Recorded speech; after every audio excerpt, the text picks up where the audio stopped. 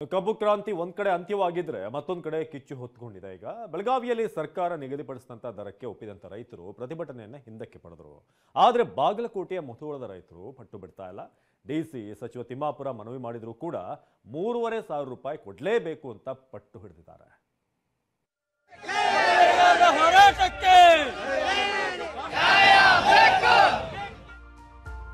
ಬೆಳಗಾವಿ ಬಳಿಕ ಬಾಗಲಕೋಟೆಯಲ್ಲಿ ಕಬ್ಬು ಕಿಚ್ಚು. 3,300 ರೂಪಾಯಿ ದರಕ್ಕೆ ಒಪ್ಪದ ಮುಧೋಳ ರೈತರು. ಪ್ರತಿ ಟನ್ ಕಬ್ಬಿಗೆ 3,500 ರೂಪಾಯಿ ಬೆಲೆ ಕೊಡಲೇಬೇಕು ಅಂತ ಪಟ್ಟು ಹಿಡಿದಿದ್ದ ಬೆಳಗಾವಿ ಕಬ್ಬು ಬೆಳೆಗಾರರು ಮೂಡಲಗಿ ತಾಲೂಕಿನ ಗುರ್ಲಾಪುರದಲ್ಲಿ ದೊಡ್ಡ ಹೋರಾಟವನ್ನೇ ನಡೆಸಿದ್ರು. ರೈತರು ರುಚಿಗೇಳುವ ಮುನ್ನ ಮಾಲೀಕರ ಜೊತೆ ಸಭೆ ನಡೆಸಿದ್ದ ಸರ್ಕಾರ ಪ್ರತಿ ಟನ್ಗೆ 3,300 ರೂಪಾಯಿ ನಿಗದಿಗೊಳಿಸಿ ಆದೇಶ ಹೊರಡಿಸಿದೆ.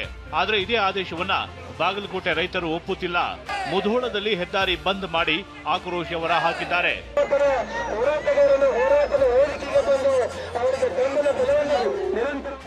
ರಿಕವರಿ ಆಧಾರದಲ್ಲಿ ಮಾಡಿರುವ ಆದೇಶದಿಂದ ನಮಗೆ 3,300 ರೂಪಾಯಿ ಸಿಗುವುದಿಲ್ಲ. ಕೇಂದ್ರ ಸರ್ಕಾರ ಮಾಡಿರುವ FRPA ಸರಿಯಾಗಿಲ್ಲ. ಹೀಗಾಗಿ 3,500 ರೂಪಾಯಿ ಕೊಡಬೇಕು ಅಂತ ಪಟ್ಟು ಹಿಡಿದಿದ್ದಾರೆ. ನಿನ್ನೆಯಿಂದ ಮುಧೋಳದ ಸಂಗೊಳ್ಳಿ ರಾಯಣ್ಣ ವೃತ್ತದಲ್ಲಿ ಪ್ರತಿಭಟನೆ ನಡೆಸುತ್ತಿದ್ದಾರೆ. ಸರ್ಕಾರದ ಆದೇಶದಂತೆ ಮಾಲೀಕರು ಹಣ ನೀಡುತ್ತಾರೆ.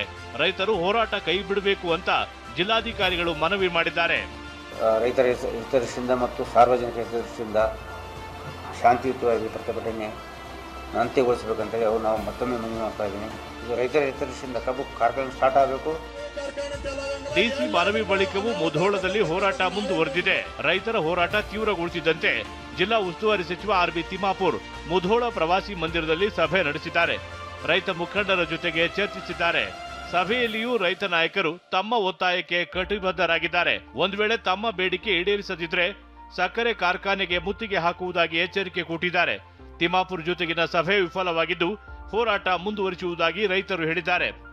ಅಲ್ಲಿ ಮಾತುಕತೆ ನಡೆಯುವಂತ ಸಂದರ್ಭದಲ್ಲಿ ಜಿಲ್ಲಾ ಉಸ್ತುವಾರಿ ಮಂತ್ರಿ ಏನು ಮೊನ್ನೆ ಮುಖ್ಯಮಂತ್ರಿ ಅವರು ಹೇಳಿದಂತ ನೆಪನ ಹೇಳಕತ್ತಿರ ಹೊರತು ಬಾಕಿ ವಿಷಯದ ಬಗ್ಗೆ ಈ ವರ್ಷದ ಡೇಟ್ನ ಬಗ್ಗೆ ಏನು ಚರ್ಚೆ ಆಗಲಿಲ್ಲ. ರೈತರು ಬಹಳ ಸೀರಿಯಸ್ ಆಗಿ ಅಲ್ಲಿ ಚರ್ಚೆ ಮಾಡ್ತಾ ನಾವು ಹೇಳಿ ಬಂದಿವಿ ಸರ್ಕಾರಕ್ಕೆ, ಜಿಲ್ಲಾ ಉಸ್ತುವಾರಿ ಮಂತ್ರಿಗಳೇ ನೀವು ಕಾರ್ಖಾನೆ ಪರ ಕೆಲಸ ಮಾಡ್ತೀರಿ ಹೊರತು ರೈತರ ಪರ ಕೆಲಸ ಮಾಡಿಲ್ಲ, ನಾವು ಹೋರಾಟನ ಮಾಡ್ತೀವಿ ಅಂತೇಳಿ ಹೊರಗಡೆ ಬಂದಿವಿ. ಬೆಳಗಾವಿಯಲ್ಲಿ ಕಬ್ಬು ನೂರಿಸುವ ಕಾರ್ಯ ಶುರು. ಬಾಗಲಕೋಟೆಯ ಮುಧೋಳ ರೈತರು ಹೋರಾಟ ನಡೆಸುತ್ತಿದ್ರೆ ಮತ್ತೊಂದು ಕಡೆ ಬೆಳಗಾವಿಯಲ್ಲಿ ಎಲ್ಲವೂ ಶಾಂತವಾಗಿದೆ. 3,300 ರೂಪಾಯಿಗೆ ಒಪ್ಪಿದ ರೈತರು ನಿನ್ನೆ ಪ್ರತಿಭಟನೆ ವಾಪಸ್ ಪಡೆದಿದ್ರು. ಈ ಬೆನ್ನಲ್ಲೇ ಇವತ್ತಿನಿಂದ ಜಿಲ್ಲೆಯ ರೈತರು ಕಬ್ಬು ನೂರಿಸುವ ಕಾರ್ಯ ಶುರು ಮಾಡಿದ್ದಾರೆ. ಹೀಗಾಗಿ ಕುಂದಾನಗರಿಯಲ್ಲಿ ಕಟಾವು ಕಾರ್ಯ ಭರದಿಂದ ಸಾಗಿದೆ. ಜಿಲ್ಲೆಯ 25 ಕಾರ್ಖಾನೆಗಳಲ್ಲಿ ಕಬ್ಬು ಅರಿಯೋ ಕೆಲಸ ಶುರುವಾಗಿದೆ. ಗೌರ್ಮೆಂಟ್ದವ್ರು ಏನೈತ್ರಿ ಒಂದ್ ಸ್ವಲ್ಪ ಜಲ್ದಿ ಕೊಡ್ಬೇಕಿತ್ರಿ. ನಮಗೆ ಏನೈತಿ 3,300 ಅವಾಗನ ಕೊಟ್ಟರೆ ಒಂದು ಸ್ವಲ್ಪ ರಿಕವರಿ ಹೆಚ್ಚು ಬರ್ತಿತ್ತು, ತೂಕು ಹೆಚ್ಚು ಬರ್ತಿತ್ತು. ಒಂದು ಸ್ವಲ್ಪ ಏನೈತ್ರಿ ಒಂದು ಸ್ವಲ್ಪ ಕಡಿಮೆ ಆತ್ರಿ. ಇದ್ರಾಗ ₹1 ನಮಗೆ ಬರೋದು ಒಂದು 4 ದಿವಸ ಹೋತ್ರಿ ಅದ್ರಾಗಿದ್ದು. ನಿಗದಿಗಿಂತ ಹೆಚ್ಚಿನ ಬೆಲೆ ಕೊಟ್ಟ ವೆಂಕಟೇಶ್ವರ ಶುಗರ್ಸ್ 3,300 ರೂಪಾಯಿ ದರದಲ್ಲಿ ಸರ್ಕಾರದ 50 ರೂಪಾಯಿ ಕೂಡ ಸೇರಿದೆ. ಈ ಹಣ ಕೊಡೋಕೆ ಮಾಲೀಕರು ಮೀನಾಮೇಷ ಎಣಿಸುತ್ತಿದ್ದಾರೆ. ಆದರೆ ನಿಪ್ಪಾಣಿ ತಾಲೂಕಿನ ಬೆಡಕಿಹಾಳ ಗ್ರಾಮದಲ್ಲಿರುವ ವೆಂಕಟೇಶ್ವರ ಸಕ್ಕರೆ ಕಾರ್ಖಾನೆ ರೈತರಿಗೆ ಸಿಹಿ ಸುದ್ದಿ ಕೊಟ್ಟಿದೆ. 1 ಟನ್ ಕಬ್ಬಿಗೆ ನಿಗದಿಗಿಂತ ಹೆಚ್ಚಾಗಿ 50 ರೂಪಾಯಿ ಅಂದ್ರೆ 3,350 ರೂಪಾಯಿ ನೀಡುವುದಾಗಿ ಘೋಷಣೆ ಮಾಡಿದೆ.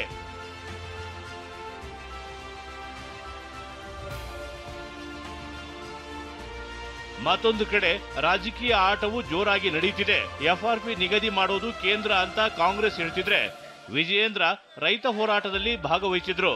ಈ ಬಗ್ಗೆ ಮಾತನಾಡಿರುವ ಸಿಎಂ ದೆಹಲಿಗೆ ಹೋಗಬೇಕಿತ್ತು ಎಂದಿದ್ದಾರೆ.